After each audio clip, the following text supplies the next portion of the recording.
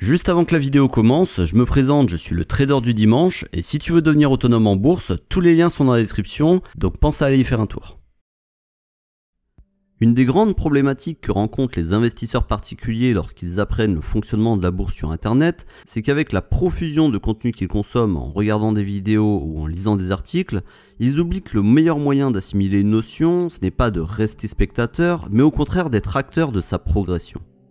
Pour y arriver, je vous propose de vous exercer en répondant à ce quiz d'une dizaine de questions qui permettra de vérifier que vous avez bien compris certaines bases de l'investissement sur les actions.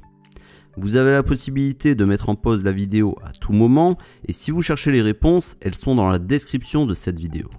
Sachez également que j'ai créé une formation gratuite qui contient de nombreuses vidéos, quiz et exercices entièrement dédiés au fonctionnement des actions. Donc si vous estimez que votre résultat n'est pas à la hauteur, vous pouvez accéder à cette formation via le lien qui est lui aussi dans la description.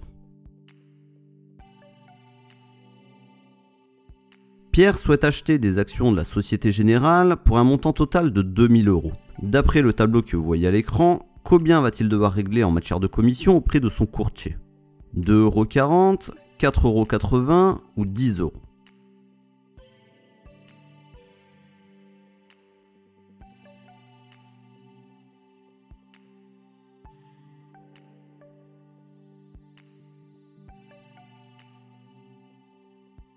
Henri souhaite acheter des actions de l'entreprise LVMH pour un montant total de 10 000 €. Toujours avec le même tableau, combien Henri va-t-il devoir régler en matière de commission auprès de son courtier?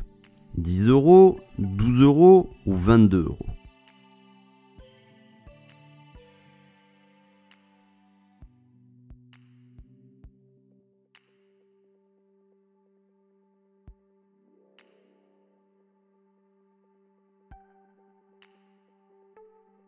Le salaire net imposable de Christelle, après abattement de 10%, est de 20 000 € par an. À la lecture du tableau qui met en évidence les différentes tranches de revenus relatives à l'année 2019 au niveau fiscal, quel est donc son taux marginal d'imposition?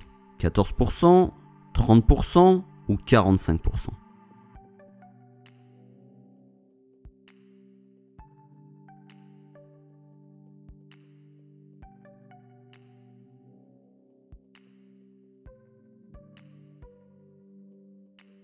Cette fois-ci, le salaire net imposable de Christelle, après abattement de 10% et de 20 000 € toujours par an, elle a réalisé une plus-value de 3 000 €, donc à quel taux cette plus-value sera imposée si elle opte pour le barème progressif? 12,8%, 14% ou 41%?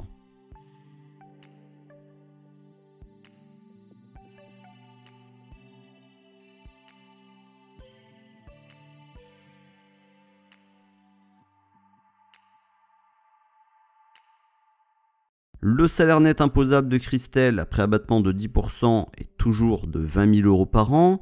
Elle a réalisé une plus-value de 3 000 €, encore une fois. À quel taux cette plus-value sera imposée si elle garde le régime du PFU?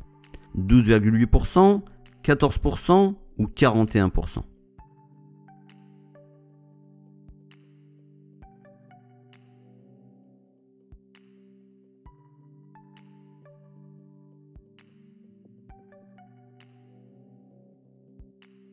Marie veut trader les actions tout en ayant la possibilité de déposer et retirer son argent à tout moment. Quel est le compte le plus adapté dans son cas? Un PEA, un PEA PME ou un compte titre?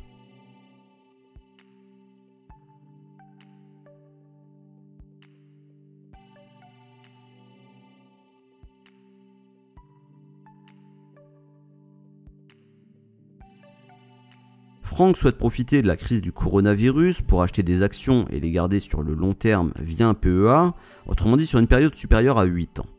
À quel taux seront imposés ces gains dans ce cas-là?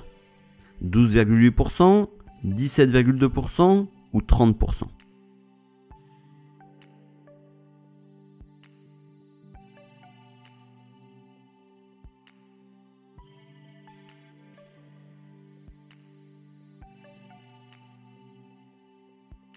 Quelle est la formule qui permet de calculer le rendement d'un dividende?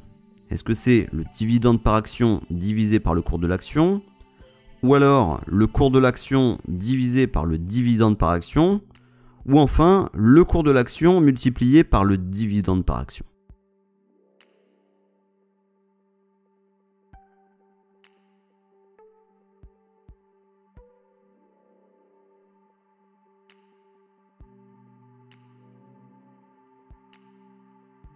La société Flouze a décidé de verser un dividende de 2 € par action à ses actionnaires.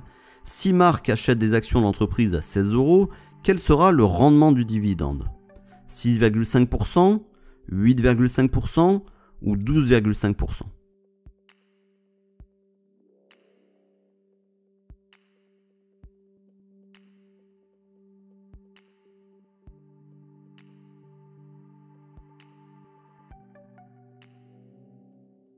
Si Marc réussit à obtenir les actions à 14 € au lieu de 16 €, le rendement sera-t-il différent? Oui, le rendement sera supérieur, ou alors non, le rendement reste le même, peu importe les fluctuations du cours de l'action.